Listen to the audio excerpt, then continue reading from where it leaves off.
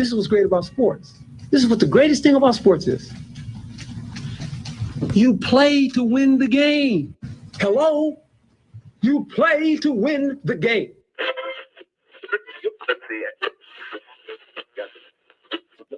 Winning isn't everything, but it's the only thing. In our business, there is no second place. Either you're first or you're last.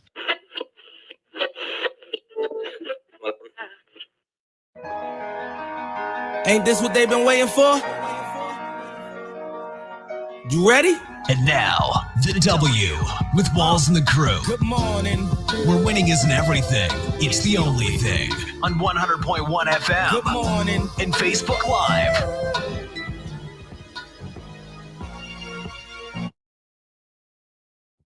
Broadcasting from the Phoenix Convention Center in Phoenix, Arizona.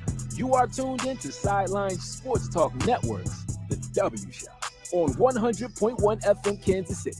Brought to you by Gates Barbecue, The Soul of Santa, the Negro Leagues Baseball Museum, FPS Security, 55 Creative, Phenomenal Kids Childcare Learning Center, Derrick Thomas Neal Smith III and Long Foundation, KC WeSpin 360, Walls Real Estate, and Dillard Zona Rosa. Playtime mode is the big league. Go. Playtime mode is the big league. Go. Playtime mode is the big league. Go. Playtime mode is the big ring. Go.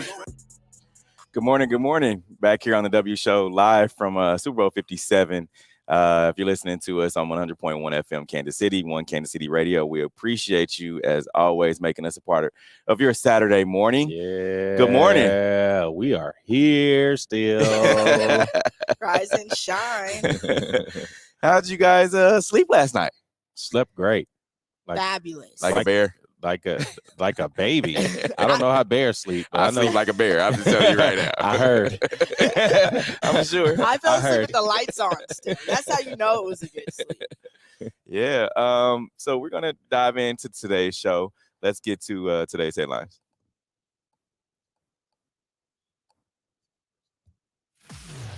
And now, here are the biggest sports headlines from this week. We bring them to you every Saturday morning on the W with Walls and the Crew on 100.1 FM and Facebook Live. Like Steven mentioned, we've been here at the Phoenix Convention Center all week for Radio Row. It's been pretty exciting. We got a lot of interviews in, a lot of traffic coming through, and plenty to do in the city too. We've got active around Phoenix. Steve, what are your thoughts? Active is a great word for it because we're in and out of traffic. Dipping, yeah, that's right. But no, Phoenix is fun. We talked about it earlier this week. The fact that we were in LA last year, and then Phoenix this year, right? And then next year, of course, everyone knows that it's in Vegas in their all new stadium out there, Allegiant Stadium. And so this city is kind of meshed or sandwiched between two huge cities. Super Bowls in cities. So I think the expectation was not high, coming in. I'm just be honest, it wasn't high coming into Phoenix. The weather, we expected the weather to be great. It's been, 40 springish at night. Yeah, very springish. Midwest springish. But I think the city as a whole just we started in Phoenix early on in the season back in September. And so it's cool. Like I can just say that about Phoenix. Phoenix is really cool. I see why people retire here or they come here when they want to retire. So I like Phoenix. Definitely. Yeah. I mean, it was definitely a full circle moment. I feel like even talking to the players on opening night, it was cool to be able to reference that starting and ending here. I've been pretty familiar with it already, but being able to actually enjoy, get out, go see some of the nightlife early in the week, and then the restaurants. We found some really good restaurants. Very good restaurants. What was your best restaurant? Oh, that's a hard one. Shout out to Detroit.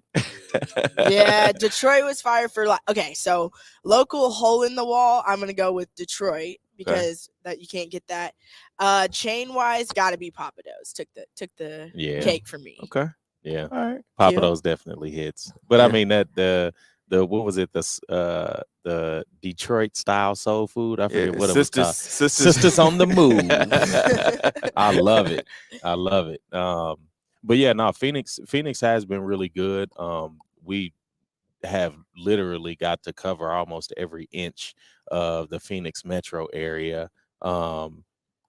even covering the Chiefs team, but then also just exploring different parts of the city, being able to see the different landscapes of the city and not just the rich neighborhoods. Going into the more lower income neighborhoods, getting some really good food, being able to just interact with people. And that's what I like about traveling. Like, you get to see people that live different lifestyles, different time zones. So it's definitely a different mentality. But then also seeing like the excitement of having a lot of these tourists in town.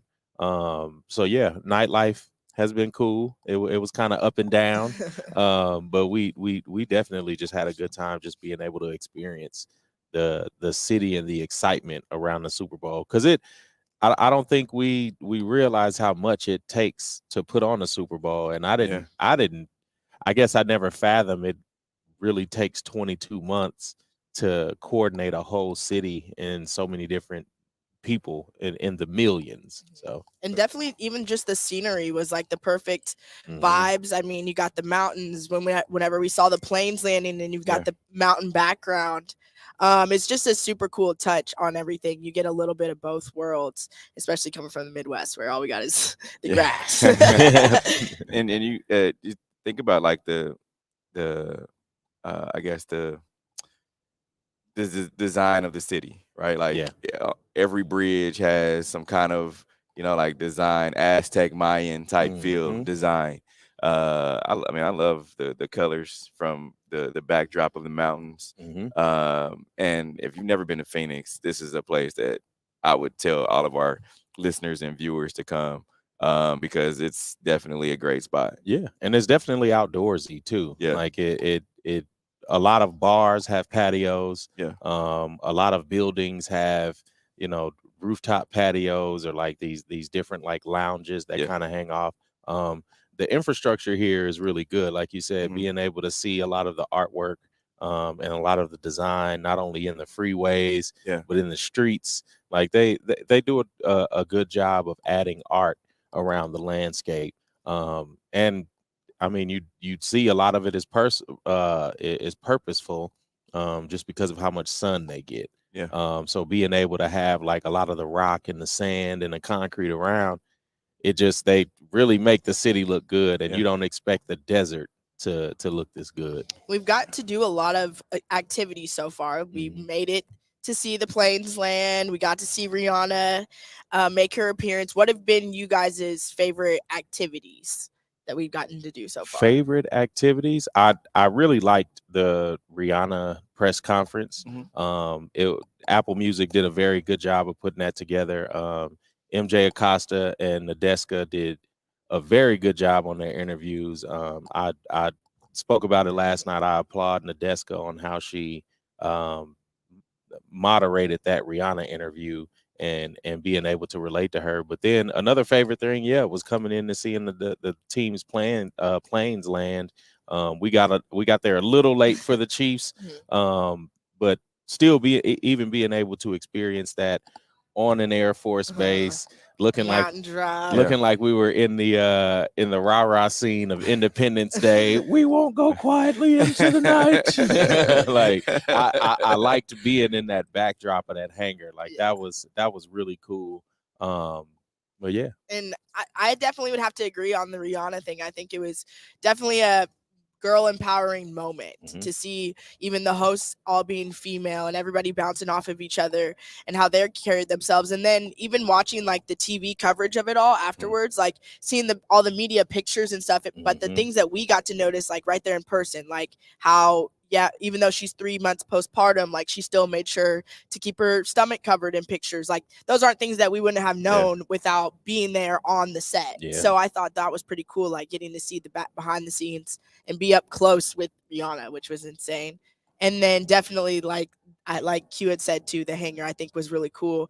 And it was kind of like, for me, it was like a chilling moment, like at least when Philly pulled up and then they put the flag out the window and everything. Like you just kind of feel like the anxiety, the anticipation, like you could feel the energy in the air, the hype, like and like I couldn't even imagine being one of those players on the planes landing and seeing all the people that even just want to see you pull up. Like this isn't even the game yet. Like we're still 6 days out. Like it's just seeing how much goes into it and how much people really like enjoy every chance that they can get to interact with the athletes. It's really cool.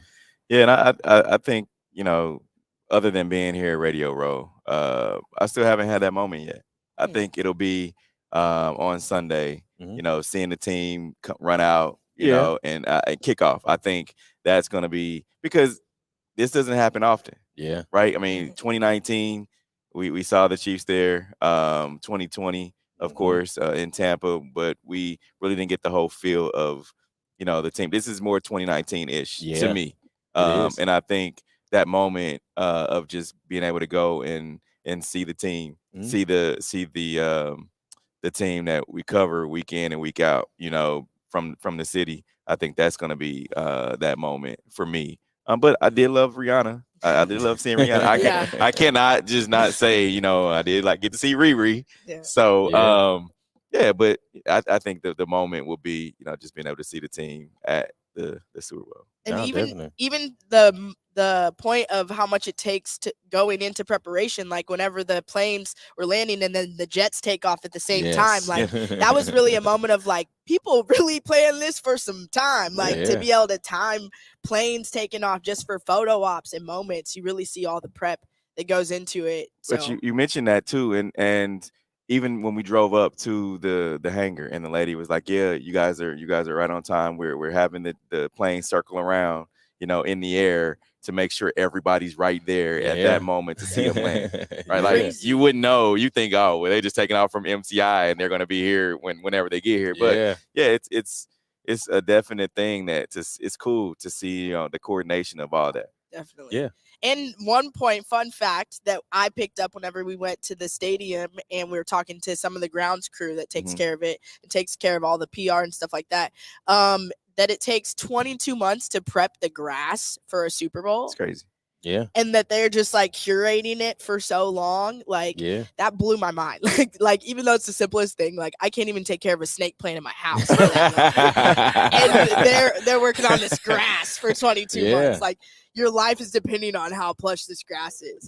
It's insane. And he said they grew it outside of the stadium. Yep. And they had to like roll in. What did he say? They rolled in like a platform to get put the grass on. Like, again, it's cool to see how much work goes in behind the scenes. Because that's just stuff you don't think of. You think they just wake up maybe on, you know, Thursday before the game and start painting the lines. Like, no, they really had this ready 2 weeks in advance. Like being able to let the field sit out there and you know, whatever process it has to go to meld into the surface. Like, it's crazy. You don't think about a lot of those things. What you guys think about the food at the stadium? Great. Yeah, the food was really good. Those lobster tacos really smacked. Chef's kiss on those. I remember those. Slider, the teriyaki, was it like teriyaki slider or something like that? I had the birria burger.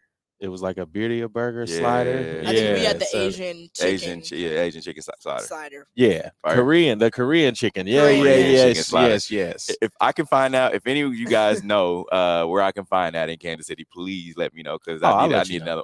You know, I got a few spots. I need that. That one and the sauce from last night. The spot that Q put us onto. That was my favorite. That was my favorite spot so far. The best wings I've ever had right here in Phoenix. Yeah. I won't say the best I've ever had, but that was a good sauce. Well, best hot wing I've ever had. Peanut still tops that for me. Nah, that sauce, man. The sauce is different. That sauce is No, the sauce is different, but for me, the sauce is really good. But then also the blue cheese that they make in house. See, I don't like blue cheese, so yeah, that you can't top their blue cheese to me. But if it was just wing only.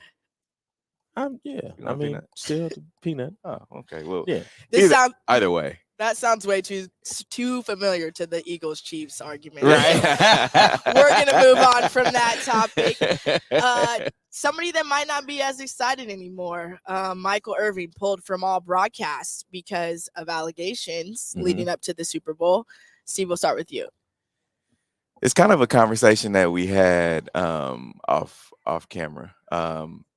The thing about this and what concerns me from, you know, media NFL standpoint is it's kind of a guilty until proven innocent type thing with within the career. Yeah. Right. Like I think people when there's allegations, of course, it right or wrong, it's still bad. Right.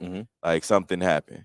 But and he did say, you know, he doesn't remember exactly what happened. He had some alcohol and he didn't quite remember. But I still feel like your job should not be predicated on if someone comes out and says something about you until the facts are all the facts and everything comes out. So that being said, I don't think he should have been removed from the from Super Bowl. And especially in such high moments like this, like you hate to say it, and you know, people will go for your head when you're at the top. And so especially in one of these moments when it's the biggest moments in sports, I hate to see it, like Steve said, when facts, you don't know what all the behind the scenes, what all the facts are.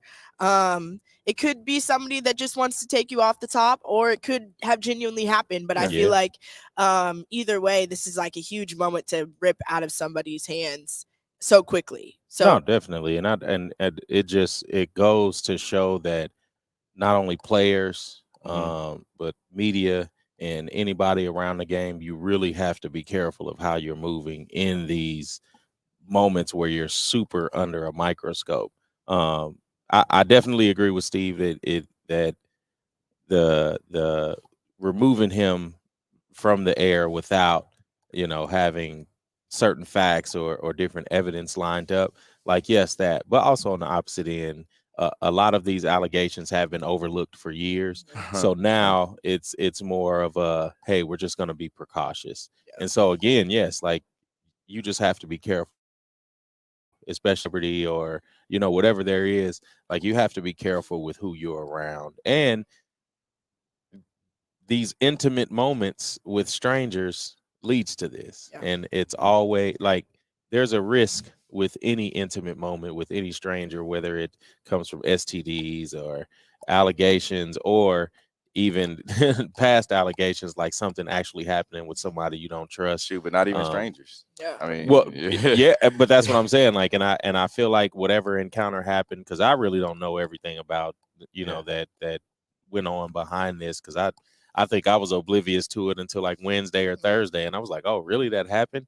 Because we just saw Michael Irvin Monday on opening night. So it there's just a lot behind it, and yeah, it's the fun and the festivities of the week. It could take over, but still, like people you don't trust, it's you got to kind of be away from that. And I think to piggyback on that, you kind of stuck between a rock and a hard place, right? Because you don't want to, you know, jeopardize the man's career, right? And granted, he's a Hall of Famer, so that's neither here nor there. But I think he's kind of, people with high profile status have to get somebody to help them protect them from themselves. Absolutely. If that makes sense. Yeah. You know, I mean, you know your vices. You know what you like, what you don't like. You know what happens when you are having fun, you know, whether it's alcohol or whatever you're consuming, right? You know what happens to your mental state. And I think you have to figure out how to hire, I don't know who it is, but hire somebody to protect you from yourself. But then again, for me, I guess putting yourself in their shoes, it's almost a catch-22, because it's like I do want to enjoy the festivities, rightfully so. I should be able to go out just like a normal, in a way, you're not a normal person, but just like a normal person, and enjoy going out, going to these nightlives, being able to kick your feet up and have a drink and everything. So what is that line between like locking yourself in the room to make sure I'm safe and nothing happens versus I'm still a human being and want to enjoy myself, rightfully so, in a time like this? And Steve said it, having someone around that could save you from yourself, having some kind of like an accountability partner, so to speak. You know, a lot of people use that to go to the gym or whatever it is. But yeah, when you have this high profile status, you need to be able to have someone to pull the reins in when you start doing a little too much. And not saying that Michael Irvin did too much. I think where I'm at is like, it's Super Bowl week, and having strange women or whoever you're intimate with around, like that just sounds like too big of a risk. Security or something. That's what I'm saying. It for me, it's a security risk. it's just like taking pictures in front of your Airbnb with the address and all. Like, you create a target for yourself. Maybe I need to put my pictures down. Maybe I don't know. But now, and we've seen it happen. With different celebrities. Giving up their location. Whether it's Pop Smoke, whether it's your guy that had the Waffle House incident. There's a lot of different precautions you need to take, and for him to be in this situation on Super Bowl week, like in the middle of the week, it's very tough, and somebody got taken advantage of. We just don't know who it is. Definitely. Now, I'm definitely going to start with Steve on this one. I know he's super pumped. Of course, LeBron breaking the all-time scoring record. Steve, how do you feel? I thought we were gonna start the show off with this. To be honest, I mean that's what y'all wanted. No, you didn't. But I gotta draw the line somewhere. I think records are meant to be broken, right? Yeah. And when you think about just LeBron's greatness, he's been in the league for 20 plus years, right? I just think when you have someone like that, and he's able to score at will, he's able to he's been in the league since he was 18 years old. That's a long time. Long time. He's withstood the test of time. Not many guys have been able to play in the league 20 years or do anything for 20 years. That's a long time. And I kudos to him, man. In all seriousness, kudos to him, because I mean, we laugh and joke about, and debate about who the greatest player of all time is, who the greatest player currently in the NBA is, and LeBron's name always comes up in that debate.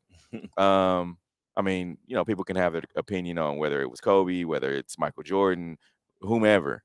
But I just think, it just shows how great he is, man, and that's tough to do, and for Kareem Abdul-Jabbar to be able to be there and see it. And for LeBron to give him his flowers while he's alive, I think that was dope. No, definitely. That's what I loved about it too, was like Kareem being able to be there and witness it, even though he may not have liked it inside. We know how competitors are. But I think Kareem was able to enjoy being there, to witness that history. And I mean, how often do we get to see that? Like, how often do we get to see records broken and the person that held the record be in attendance? Like that's crazy. But then it also speaks to the longevity of LeBron and his celebrity. Like, he's literally been, I won't say a household name, but he's lived in the celebrity spotlight since he was 16 years old. Yeah. So on the cover of Sports Illustrated. Exactly. Yeah. And like to be able to take a lot of the chosen one and a lot of the different predictions that people had from seeing him as a kid, and then now to break this record, but then also to be on pace to break the amount of games played record that Kareem has. Like, yeah, Kareem probably hates that, but still, like, to see it, it's like all of these records no one thought would ever be broken. Yeah. And now they're being broken, and then there's other people trailing behind him as well. And we're seeing how much like scoring has become a part of the NBA. I mean, how often do you get games under 100 points scored by one of the teams? Right. So we're seeing a lot of things change, and I love the moment for LeBron and for the sports world as a whole. Definitely. On the other side comment for you guys, LeBron's sons wearing J's at the record-breaking game, not bronze. How do you guys feel? It just shows the cultural moment. I mean, LeBron definitely is a cultural staple, but as far as basketball shoes with an aesthetic, Jordan has been that. And it solidifies the level of influence that the NBA as a league has. We talked about it yesterday. Like, we had to scratch our heads to think about what other players in the NFL had shoe deals, like who had signature shoes. And I mean, even just thinking about Patrick Mahomes, it was like, who else had these shoes? We had to think about that. In the NBA, you're not thinking about that. Kyrie has a shoe. Yeah. Steph has a shoe. Like, you could just name off people. You could name off Charles Barkley. You could name off Shaq. Like, there's so many people you could name that have had signature shoes, but you see that Jordan still remains. So I wouldn't even look into that, because it's like, yeah, like even LeBron wears Jordan sometimes. I feel like I don't even see LeBron in his shoes outside of the court. True. Steve? Yeah, sometimes he wears them, but and I'm a troll for a second. Let me have a signature shoe, and it's my record breaker. My son's at my game. I'm like, hey man, you better put on my shoes. I'm gonna tell him, like, hey, we wearing brown, or we'll get some kind of signature gold edition. Something's gonna be dope. Hey, Nike, send me something so my kids can be fly on the court side. I just think, and I get it. Like 15, 16-year-olds, they're gonna do what they want to do. Exactly. They want to look cool. They're gonna wear J's or whatever. But for both of them to have Jordan 4s on, that just shows the impact of the game. I mean, even you talk about how great of a player Jordan is over LeBron. So yeah, like, yeah, like, yeah. I just feel like it would have been more of a full circle moment, though, for the kids to be rocking his shoes, so that in all tiers, it's catered to dad at that time. Yeah. And maybe that's just me being sentimental side of it, looking at every detail. But I think that would have kind of put the cherry on top for that moment. No, it definitely could. But I mean, we also never know. He might have some signature LeBron record breaking shoes. True. And maybe the kids are part of the rollout. So maybe they didn't want to. True. To be honest, we know how kids are. We know 15, 16-year-old kids, they're going to do what they're going to do, right? So, and they were popular. They were being petty at the time. Whoever took that photo, man, it's like, oh, we're pointing out they both got on J's. Like, at their dads, why don't they wear LeBron's? LeBron makes basketball shoes. Like, Jordan makes a lifestyle / basketball shoe. Yeah. You could, I think, so from Jordan 1s all the way to, what is it at, like, I can say 34 now? I can say to the Jordan 13, I can say you can wear those like out and about with like pair of jeans, suits, whatever. Yeah. Anything past that, then so. And I don't even know if that would be a question I'd ask MJ if I ever got the chance to. It's like, did you ever know that your shoes would also be a lifestyle type shoe? Yeah. Like where you can wear them out. Yeah. So I think that was something that Nike did Tinker Hatfield know, the creator of the shoe. I think at a certain point they made it intentional, and it may have been after, it may have started around the 4s, 5s era. Yeah. I think so. Because I mean, after you've had 2 or 3 editions of shoes and they all have gone crazy. Yeah. Like, yeah. And I feel like it's only right to shout out Adidas in this moment for hooking us up yesterday. Yeah.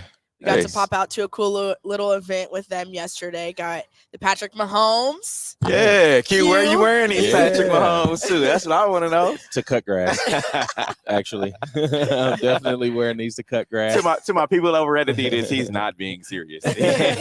No, I'm being very serious. I'll look at the camera. Which camera's mine? That one? If that camera's mine, yes, I'm serious. I'm gonna cut grass in it. I'm probably gonna work out. Yeah, but at least we know we won't see LeBron James kids in a pair of these. Mic drop. Mic drop. Well, shout out Adidas. Shout out Adidas. The vibes were great. It was really cool experience. And we got the hookup on some stuff. But yeah. No, and I really enjoyed that event that they put on. Yeah, it was very simple. It was very cut and dry, but the way they put it together in the spirit of Patrick Mahomes and a lot of things around him, it was really dope to see. Yeah, we know what Jalen Hurts got. I mean, he's first-year starter. Okay, I just I mean, Patrick has been in the league 5 years, and he's just now getting this. So, I mean, You know, it takes putting in work. It's not a microwave effect for everyone. All right, because it wasn't for Patrick. So yeah, we start off as getting the signature shoe deal. You know what I'm saying? So start off. No, he's been in the league a long time now. So on that note, it's gonna be great. It's gonna be great to see you in those sneakers, Q. That's all I'm saying. You won't ever see me in those sneakers. On that note, we're gonna head back to NBA. The NBA trades. Yes. There's been a lot of action. Q, what are your thoughts on those? I love it because of all the comedy around it. You had a couple of guys that that found out like in the locker room or through FaceTime. You had Patrick Beverly celebrating somebody coming back to the team with him not even knowing that he was getting traded out. But I mean, what a way to find out about KD being traded to Phoenix and being in Phoenix at the same time. Thanks. I mean, I don't know how the basketball energy is around because it's so much Super Bowl energy around. But I'm interested to see how Phoenix looks moving forward because we've seen them do well in the playoffs. They haven't won a championship, so hopefully KD can bring that here and really change the energy. So I think Phoenix definitely won on this one. I really feel like you're getting two legit scorers in Kevin Durant and Devin Booker. Chris Paul doesn't have to come out and try to score 20, 30 plus points, like he had to do in the past, NBA in the playoffs in the past. So I think, when you have that, now Chris Paul can kind of facilitate more as what he's used to doing. And then we got a bunch of young guys. I mean, we got Ish, Kansas City native. Yeah. You got, I'm gonna shout out Landry Shamet too, another Kansas City native, playing on Phoenix, and you got a bunch of these young stars that want to eat. So I think if this doesn't put them over the hump, I don't know what it is, but I just don't like the fact that, and I'm gonna ask y'all this question: does that tarnish the legacy of Kevin Durant? No. I get the fact that he's a scorer. I get the fact of all that. Like, he's one of the greatest scorers ever to play the game of basketball. But does this tarnish his legacy? I mean, we've seen him go from Oklahoma City, couldn't win it there, then ask for the trade to the Golden State Warriors, a team who beat them in the finals. I always had an issue with that. Yeah. And then you go from the Golden State for whatever happened between KD and Draymond Green. He asked to be traded out of there to go to the Brooklyn Nets. Couldn't work in Brooklyn. He tried to team up with Kyrie Irving. Didn't work. James Harden as well. Didn't work. And now he's out of there because it didn't work. And now he's going to yet another team with some all-stars who they were in the finals last year, right? Yeah. So I don't know, man. It just makes me question, I'm not questioning his character, but I'm just questioning his winning mentality. Yeah. And I don't question it because I'm not going to put KD in the same box that I put a Jordan. Like, I'm not expecting him to stay and build this dynasty and, whatever it is, because even like how we've talked about, and I've talked about all season, even with the coaching in Denver, and we see that coach being shipped out, Sean Payton coming in, it could really change the situation. Yeah. Maybe ownership had something to do with KD leaving.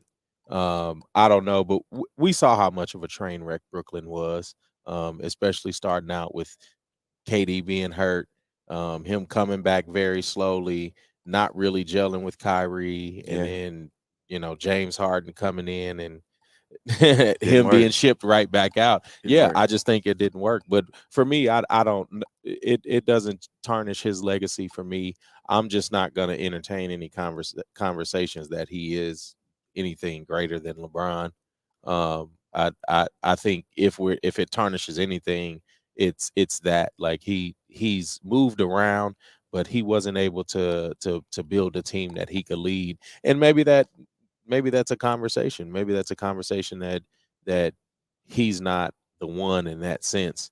Yeah. But I don't think it tarnishes his legacy at all, because we know what he can do on the court. We know how feared he is. Like, even just this move going to the West, we look at like how much more imbalanced it makes the league once again, because it was imbalanced for a while with the West. Yeah. And then it seemed like once KD moved east and a lot of different people started moving east, now these people are moving back west. I mean, even Kyrie moving out there, it just out to Dallas. It I don't know, like who comes out of the West now? Like the West is definitely the West has been heavy for past, I would say, 10 years. Easily. Yeah. It's crazy, man. Like you said, you have Kyrie going to Dallas with Luka. Mhm. You got two scorers. Like Luka just had 60 the other night. Yeah. And you got Kyrie who can go for 40 in any at any point. Yeah. So back to KD though. I think maybe it's just his leadership. Maybe he doesn't want Possibly. that. Yeah. Maybe he's not a leader, so to speak. And if I ever had a chance to talk to KD, I would ask you, man, like, what is your leadership style? Like, do you want to be a leader? Mhm. Or do you want your leadership to come from playing basketball? And so I think all he wants to do is just hoop. I think that's what it is. I just want to hoop, whatever. And I don't think everybody wants that expectation, like to have an expectation and a cloud hanging over your head like a Jordan that wins 6 and almost like has 2 different dynasties with one team. Like now that he has that expectation, he probably doesn't want to carry that. And I love it because again, LeBron changed that expectation. He changed where no, you don't have to stay on this team. You can go wherever you want. That's going to make sense for you. And I think that's where we as fans get more selfish because these players, Kevin Durant just wants championships on his resume. And just like the motto of the show, it's all about the W. It is. But you get to that point and it's like, bruh, like, come on, man. You should be able to take, if you're great and you know you're great, people call you great. Why can't the greatness overshadow anything else? Like, why can't you go to a team and you're going to say, hey, like, because LeBron can go to any team in the NBA and say, I want this guy, and bring him on too. Why can't KD do that? Brooklyn, he could have done that in Brooklyn. He could, maybe he did it. He brought in Kyrie and he brought in James Harden. So if they didn't work, move them out, bring somebody else in. Yeah, and I think that was the issue there, like just bringing in stars instead of pulling in, the pieces that are needed. Yeah. And again, that speaks to LeBron's greatness because I mean he's almost a GM. The way you see how he's moved in different spaces, whether it's in Cleveland in the 2 different stretches, Miami or LA. So now does this solidify? If I'm Memphis, I'm like, man, yes. We got Brooklyn out of the way. We don't have to worry about them. Does this solidify, Memphis as the best team in the East? I mean, how is the Celtics doing? Other than the Celtics, yeah, I forgot. Because I mean, I'm not really looking at the Heat. I mean, Jimmy Butler and the Heat. We know what Jimmy Butler is. He's him. Like he's definitely Timothy Smith. But no, I don't know. I think the East is a toss up, and I'm starting to look at the East in the NBA like we look at the NFC conference. Like it's really just a toss up on who's going to make it. And then you have your powerhouses at the top of they're all going to battle it out. And it's just that, in the AFC, it's going to be the Chiefs, Bills, and Cincinnati battling it out. And on the West now, I mean, you're going to have Dallas, Golden State, and Phoenix. And how about those Lakers? Are you seeing the Lakers as a threat? Like, yeah, I mean, now, yes, they made some moves. I didn't like the Patrick Beverly move. I think he's that dog that you need. You need a guy on your team that's going to be willing to just do anything, get under somebody's skin. You need that, and I didn't like that move. Yeah, and I get that in that sense, but I mean, maybe Patrick Beverly wasn't the glue guy. Yeah. And I think what I hate a lot about this trade deadline coming up is just Russell Westbrook and the way he's just, I won't say discarded, but it's almost like he's an afterthought because we don't see the flashes of greatness we've seen in the MVP seasons and the triple doubles and all that. Like, I really hate seeing the decline in Russell Westbrook. I hope wherever he lands other than Utah that he can land on his feet. Russ is kind of gonna get to that Melo treatment. Remember when Melo went to was it Portland? Yeah, went to Portland. No. And he was like, was it Portland? And he was like, "Hey Pete, they trying to say I'm gonna come off the bench." And laughing. You remember that? Yeah. I think or OKC. City, he's like, "Hey Pete, they trying to say I'm gonna come off the bench." Ha ha ha. But end up, being a sixth man. I think Russ actually has to take that back seat. But again, that shows how often talent recycles throughout the NBA, and part of that is why I don't blame Kevin Durant. I don't blame LeBron James for moving around, because Jordan set a standard. He set a standard for how an athlete can look and what type of ceiling an athlete has in the NBA.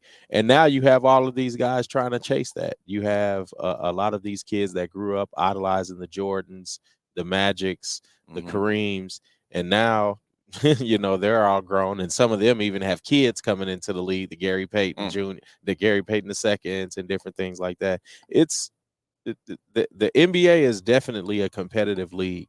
Definitely. On that note, we're going to take a quick break. Coming up, we'll talk Brandon Marshall getting a good laugh out of Patrick Mahomes. Keep it locked in. This is W Show. We'll be right back. You're tuned in to the W with Walls and the Crew, where winning isn't everything. It's the only thing.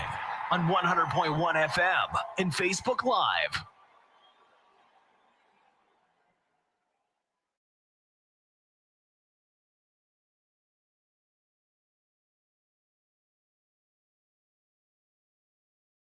Broadcasting from the Phoenix Convention Center in Phoenix, Arizona. You are tuned in to Sideline Sports Talk Network's The W Show on 100.1 FM Kansas City. Brought to you by Gates Barbecue, the Soul of Santa, the Negro Leagues Baseball Museum, FPS Security, 55 Creative, Phenomenal Kids Childcare Learning Center, Derrick Thomas Neal Smith III and Long Foundation, KC WeSpin 360, Walls Real Estate, and Dillard's Zona Rosa. Playtime mode is the big league. Go. Playtime mode is the big league. Go. Playtime mode is the big league. Go. Playtime mode is the big ring. Go.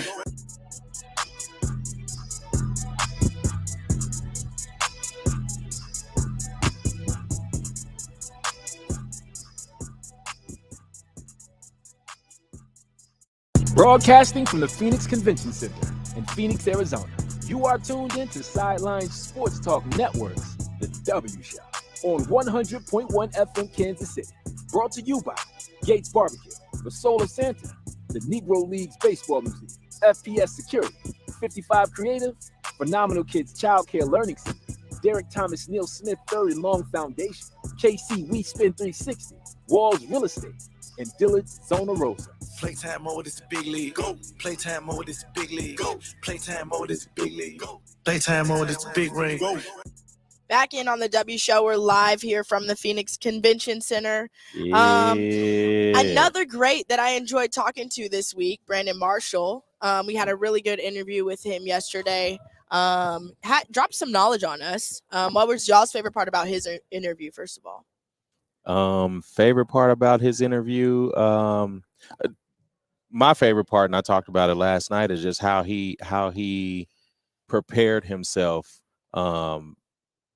strategically to get into the media world, but then also being able to be hired by CBS or whoever he worked for. I forget what network he worked for, but then also being able to take that knowledge and push it towards his own brand, and being able to catapult the I Am Athlete and the House of Athlete brand, to what we see, and that really stuck out to me, because there were just a few things that he said, like even being able to research every team's owner and GM.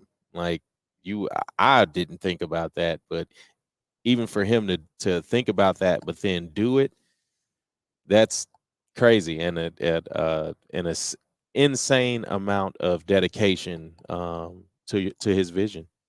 Steve? I would say when he talked about just the grind, what Mhm. people don't see in the background, right? Like, and just knowing his story and knowing, it's a little different because, and I was telling Broderick this earlier, it's a little different. Same with Pat McAfee. Um, they have NFL money, right? Like Mhm. being able to put money towards something that you want to do, and Yeah. if it don't work, oh well. You Yeah. know, I think that was more of it, and I'm kind of intertwined into both what Pat said and Brandon said as well. Yeah. But it's what the outsiders don't see, like the grind that it actually takes to push something forward. Definitely. And then finally, it could take however long, but as long as you're keeping up, and it's kind of the trust the process thing. Yeah. And I think that was the thing that I took from both Brandon and Pat, like just pushing, trying to keep pushing and pushing it forward. And some of that could be related to the W show for being, Exactly. for 4 years on Radio Row. Like, who would have thought that? So, Definitely. so yeah. And my favorite part, I think, was the way he talked about his don't stop mentality. Like he just was focused and knew what he wanted to get, knew the people that he wanted to talk to, and he wasn't going to take no for an answer. And so I think that obviously is playing out really well for him right now, and is really cool to watch him kind of grind his way up as well, going from a big network and then turning it to your own. I think that's big and important too. That he's being able to work for himself, being his own boss. He talked about what his entrepreneurship looked like, being his own boss. And so that was kind of cool to see the transition, because a lot of people go from working themselves. If it backfires, then they go into a big network to try to make it work. But instead, he was able to kind of stand on his own 2 feet and be like, all right, I'm gonna take my own path and go my own way. And he's definitely not stopping.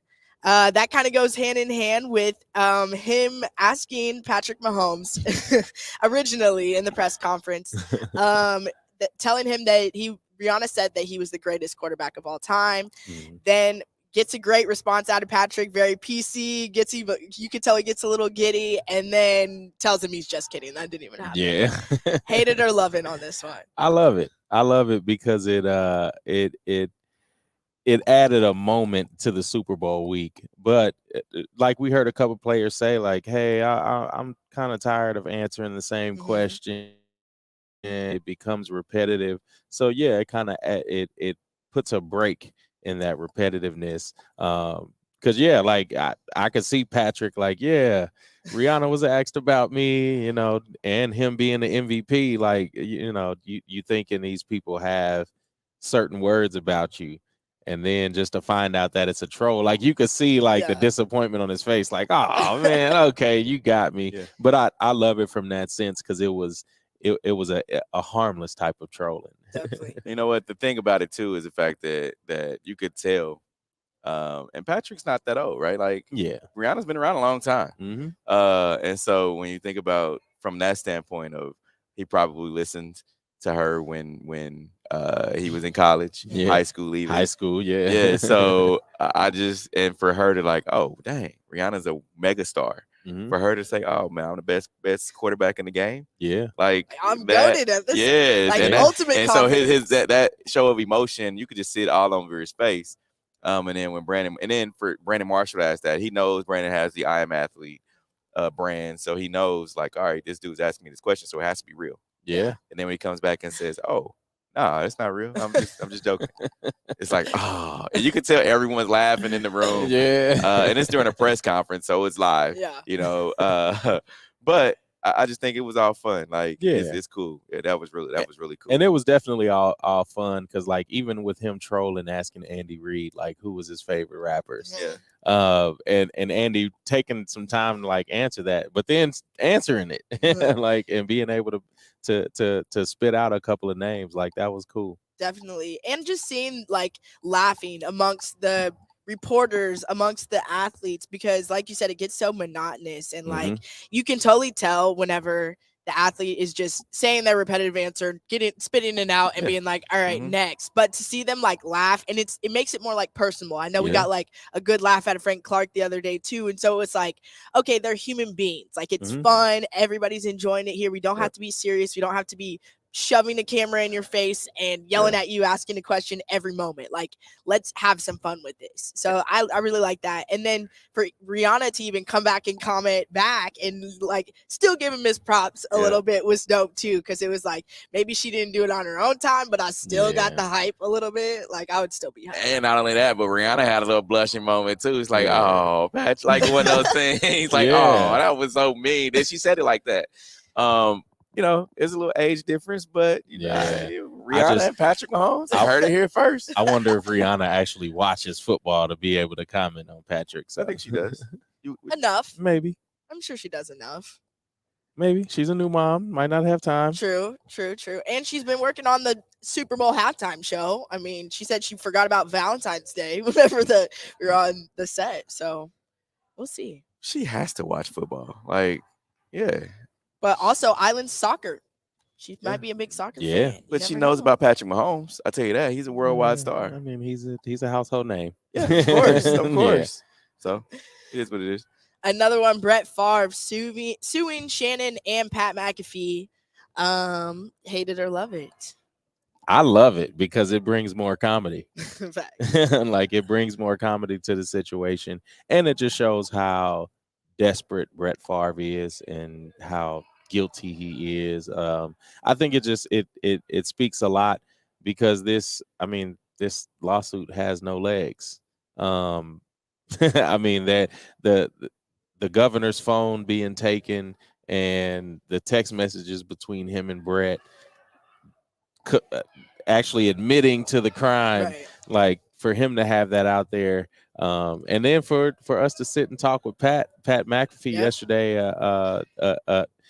just after him getting the news the same day, like it was funny to see him say, like, you know, I don't have any representation, but I'm actually looking forward to this process. And I think part of that, Brett Favre might be getting some shady consultation and legal advice, because his lawyers might just be looking for a payday at this point. And you know, if he's playing with this much money, why couldn't they get some too? Because for me, it seems like a losing battle. But is this the smoke and mirrors? Something to take away you're now it's taking the I guess view away from what's really here, what Brett Favre really did, taking money out of you know impoverished people that were in Mississippi. Or wait, was it Mississippi? Yeah. So taking money out of impoverished people from Mississippi and putting it towards his game. And now they're switching the lens to, oh, now he's suing these two stars and Pat McAfee and Shannon Sharp. Yeah. Right. So I think that let's move the microscope off of you over to this. I think that could be it, because he doesn't have a leg to stand on in court. Just like Pat McAfee said, he said everything that we said regarding his case and the text messages and everything, it was all alleged. We said alleged. We never said that it was true. So now they're trying to spin it and say, oh, well, everything that you said, you're defamation of character, all that. So, man, I don't like it. I don't like it at all. And I just think Brett Favre needs to just go sit down somewhere. He's reaching. And hopefully he's sitting down in prison for the rest of his life soon. Yeah. What happens to all the Brett Favre merch? The signed merch? Don't nobody want that? Is it still worth something? I think like just like we have the 4th of July, bonfire. I think on the 4th of July, and especially for him being number 4, it should be a national day to burn everything Brett Favre, all Brett Favre memorabilia, and we should make it like a national holiday. Maybe have a giant bonfire, you know. That's what I'm saying. We'll see. We'll see. Now Deion Sanders will take any opportunity to put on, and he definitely took the NFL honors as a chance, recruiting for his university. Hate it or love it? I love it. I love it because we know Deion's personality. We know Deion doesn't shut off Deion, especially when there's cameras around. So yeah, being able to take that opportunity to throw that joke in there. I mean, I didn't take that as recruiting. I took it as a joke. But even still, like some players might hear that and be like, oh, well, hey, if he's still campaigning, maybe I need to go see what's up. But I like it just because, you know, that's what we expected from Dion. We expected him to be recruiting. Like you said, yeah, it's definitely very on brand. I wasn't very surprised by the news. Mm-hmm. And I think it was a great platformer scene to do it, even if you are joking about it. Yeah. Like, of course, that's all eyes. Like you said, all the different prospects, stuff like that, are going to be watching, tapped in. So why not throw it out there? Mm-hmm. Yeah, we saw this with Jackson State. Mm-hmm. Him going there definitely put them on the map. Yeah, like instantly. Mm-hmm. And if people didn't know what Colorado football was about, they're gonna know now. Mm-hmm. Like he's definitely gonna bring a great representation to that university. Because everyone knows the Alabamas, the Georgias, the LSUs, Texas. Yeah. Maybe not Colorado. Texas. Colorado is kind of an afterthought. Mm-hmm. That's like one of those schools that you like. Well, I'm going D1. So I think he's going to be able to bring the notoriety, and even in his speech at the NFL Honors, he said, "I need all your cousins, your nephews, send them right to Colorado." So yeah. And Colorado hasn't been a powerhouse since like the 90s with the Rashawn Salams, the Eric Bieniemys, those different type of players. I mean, they were almost like the running back university. Mm-hmm. So now maybe Dion can return some prominence to Boulder. Yeah. Definitely. And he will be honored at the GQ Honors in Scottsdale tonight also. Oh, yeah. We may need to pull up on him. Even then, he's still shouting out others when he's getting the bag himself, right? Definitely. One thing that we missed out on this train this week, the Pro Bowl, but they flipped the format around a little bit. Steve, your thoughts? I don't like the flag football thing. I love it. Like, you do? I don't like the flag football thing. I think they trying to hang on to an old thing, right, in a Pro Bowl, and it's just time to let it go. Figure out something else. Figure out something else for the team to do. Like, yeah, I love it because we get to see these guys having fun, and not have such a high risk of injury, being fully padded up. And we how about flag football with the pads? No. Okay. I don't even want to see that. I liked being able to see these guys look like it was training camp. Like it's been the end of the season. Everybody is still at the top of their game. Yeah. And I loved it because Geno Smith was able to show how good he is with players that he's probably never played with. Yeah. And it's like 7-on-7, really. In a week's time to be able to throw darts to guys that you've only seen run routes for a week, like that's impressive. And to see how he spread the ball around to Jay Jettis and a lot of the different players, to me it was exciting. And as a former quarterback, I just love to see it because it showcases the passing game, because we're getting to the point nobody really cares about running the football. I mean, we look at how people talk about Philly and how not exciting they are because they run the football. But to be able to see, again, like talents like Geno Smith go out there and just throw the ball in these tight windows and the ball just zipping past players, and they're like, okay, damn, Geno, all right. Now, we definitely have a ball game tomorrow, boys. Yes. What are we thinking about tomorrow? Tomorrow's game. Now we can get to this. Let's get to the bottom of this, Quentin. Let me move this red stuff off of this table. What are y'all arm sweep this whole thing? We'll start with you. I'm looking forward to a good game tomorrow. I've said, even on the Red Hour and pretty much all this week, I think the Eagles win by 10. I think they force some turnovers from Patrick. I think his gunslinging kind of hurts him in this game, and I'm hoping it does. One, because I'm hoping my team wins a second time while I'm alive. But then I'm also hoping that this helps Jalen Hurts' career trajectory, because he's, we talked about the national championship game, him being pulled. He's probably forgotten all about that because he parlayed that into winning a Heisman, being able to move in and get drafted, win the starting job within his first year, and now take a team to a Super Bowl in his second year. I just hope it's able to catapult him. It's just sad to say it has to be at the expense of the home team. Steve. Well, that was nicely said. I know we only got about 45 seconds, and I'm gonna say all this in that time. So I don't think that the Eagles want to get in a shootout with the Chiefs. That's first. I think Patrick Mahomes is going to solidify his career. This, even though it's already been solidified, I think this is just going to, put this team, as we've talked to a bunch of people, and as Pat McAfee said, they're going to be in the middle of a dynasty. When they win this game, because Patrick, he's won the NFL MVP, he's going to win Super Bowl MVP, and I just feel like the Chiefs are going to come out as a whirlwind. I think Andy Reid has had 2 weeks to plan, and we know what happens when Andy has time to plan.